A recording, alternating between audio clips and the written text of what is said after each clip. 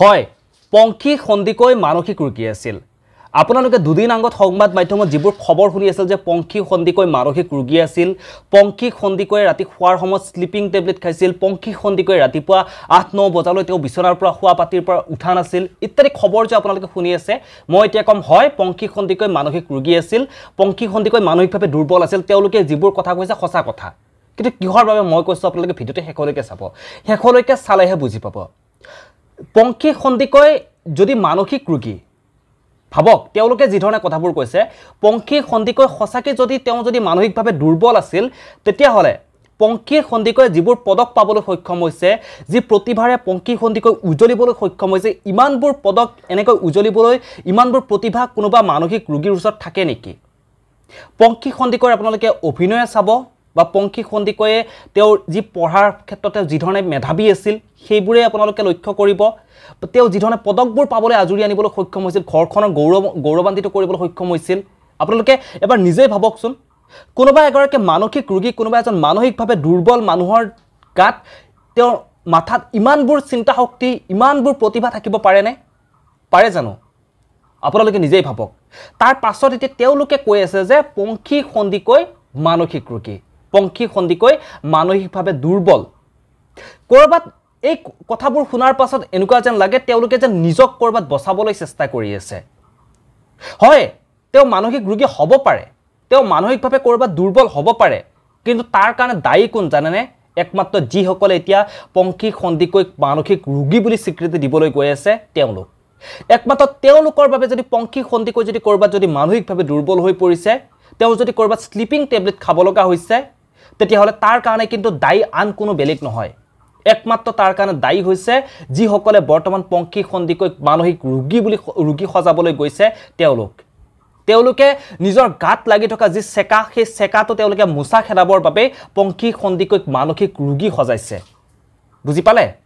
পংখী সন্দিকৈ কম দিনৰ পিছত প্ৰেমৰ সম্বন্ধত তেওঁ আছিল তাৰ পিছত বিয়া হ'ল বিয়া হোৱাৰ পিছত তেওঁলোকৰ প্ৰেমৰ সম্বন্ধ ফাট মেলিলে পংখী সন্দিকৈ গম পালে তেওঁৰ স্বামীৰ আন ছোৱালীৰ লগত যি সম্বন্ধ আছে যি প্ৰেমৰ সম্বন্ধ আছে এই কথাবোৰ যেতিয়া সেই মেছেজবোৰ দেখা পালে তেওঁলোকৰ কথা বতৰাবোৰ যেতিয়া দেখা পালে পংখী সন্দিকৈ যেতিয়া তেওঁৰ স্বামীৰ মোবাইলটো চেক কৰাৰ লগে লগে দেখা পালে যে তেওঁৰ স্বামীয়ে আন ছোৱালীৰ লগত মেছেজ কৰে কথা পাতে সেইখিনি সময়ত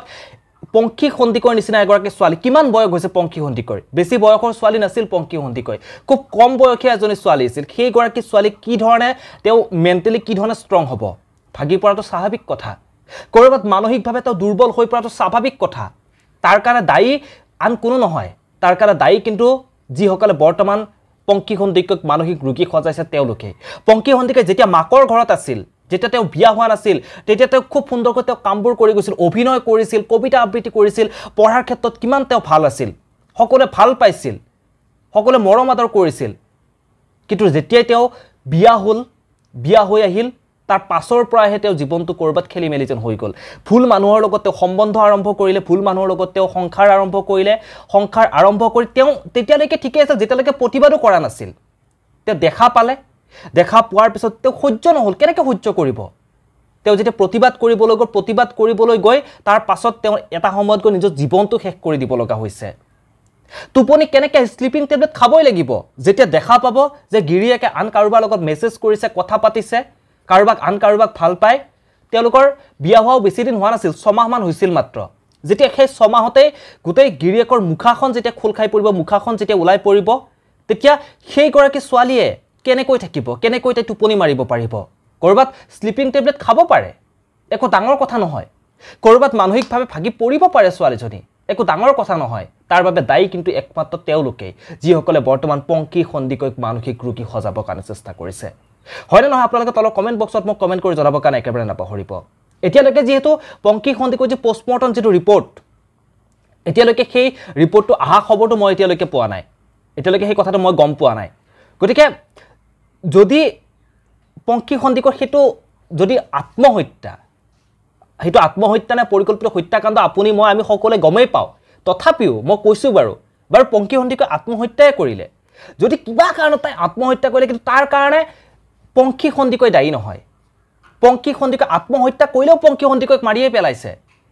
কাৰণ তাই যদি জীয়াই থাকিল হয় তেতিয়াহলে জীয়াই মৰি থাকিব লগা হ'ল হয় গতিকে তাই ক'ৰবাত যদি আত্মহত্যা কৰে তেতিয়া তেওঁ ক'ৰবাত ভাবিব যে না মই এনেকৈ জীয়াই জীয়াই মৰি থাকতকৈ মই জীৱনটো শেষ কৰি দিয়াই ভাল কিন্তু সেই আত্মহত্যা নহয় আপুনি মই আমি জানোৱেই তেওঁক মাৰি পেলোৱা হৈছে মানসিকভাৱে তেওঁক মাৰি পেলোৱা হৈছে যেতিয়া দেখা পাইছে তেওঁ স্বামীৰ সেই কুলাংগাৰ স্বামীৰ সেই কৰ্মকাণ্ডবোৰ তেতিয়াই তেওঁক মানসিকভাৱে মাৰি পেলোৱা হৈছে আৰু জীৱনটোনো কি যেতিয়া মানসিকভাৱে মানুহ এজন প্ৰস্তুত থাকিব তেতিয়াহে মানুহটো জীৱনটো জীয়াই ভাল লাগিব মানসিকভাৱে যেতিয়া মানুহ এজন মৰি যাব ভিতৰি ভিতৰি মানুহ মৰি যোৱা মানুহ এজনে সুধা উশাহ নিশাহ লৈ থাকিতো লাভ নাই ন গতিকে পংখী সন্দিকৈৰ লগতো ঠিক তেনেকুৱাই হৈছে গতিকে পংখী সন্দিকৈৰ স্বামীয়ে পংখী সন্দিকক যদিও হত্যা কৰা নাই সেইটো আমি গম পাওঁ আসলে ঘটনাটো কি তাৰ পিছতো কওঁ যদি হত্যা কৰা নাই কিন্তু হত্যা তেওঁই কৰিছে বাকি আপোনালোকৰ মতামতবোৰ আপোনালোকে মোক কমেন্ট বক্সত কমেন্ট কৰি জনাবৰ কাৰণে একেবাৰে নাপাহৰিব তেওঁ স্বামীৰ যি কৰ্মকাণ্ডবোৰ দেখিছে সেই কৰ্মকাণ্ডবোৰ দেখি লাষ্টত মানে এই যেটো এতিয়া বৰ্তমান সোশ্যাল মিডিয়াত ভাইৰাল হৈ আছে ঘটনাটো পংখী সন্দিকৈৰ যি মৃত্যুৰ কাৰণটো তেওঁ কিন্তু একমাত্ৰ তেওঁ স্বামীয়ে তেওঁ স্বামীৰ সেই কৰ্মকাণ্ডবোৰৰ কাৰণে আজি এনেকুৱা এটা পৰিস্থিতি হৈছে পংখী সন্দিকৈৰ ঘৰখনৰ কাৰণে অমানিশা নামি আহিছে পংখী সন্দিকৈ নিচিনা এজন মেধাৱী এজনী ছোৱালী আমি হেৰুৱাব লগা হৈছে বাকি দুখীয়া শাস্তি পাওক উচিত তদন্ত হওক ঘটনাটোৰ কোন দোষী কোন নিৰ্দোষী ইতিমধ্যে সকলোবোৰ কথা জলজল পটপটকৈ ওলাই পৰিছে গোটেইখিনি কথা কিন্তু কোনোবাই তেওঁলোকে নিজক সেই জালখনৰ পৰা বাচিবৰ কাৰণে বিভিন্ন ধৰণৰ এতিয়া পংখী সন্দিকৈ যেটো মানুহগৰাকীয়ে নাই তেওঁক মানসিক ৰোগী হৈ যাওঁ আৰু কিবা কিবি সজাব পাৰে কিন্তু আপুনি মই আমিতো সকলোবোৰ জানো ন কাৰণ দেখা পাই আছো গোটেইবোৰ কথা বাকি আপোনালোকৰ মতামতবোৰ আপোনালোকে মোক কমেন্ট বক্সত কমেন্ট কৰি জনাব এই ভিডিঅ'টোৰ পৰা মই ইমানতে বিদায় লৈছো যোৱাৰ আগত সদায় কোৱাৰে আপোনালোকক পুনৰ লগ পাম ধন্যবাদ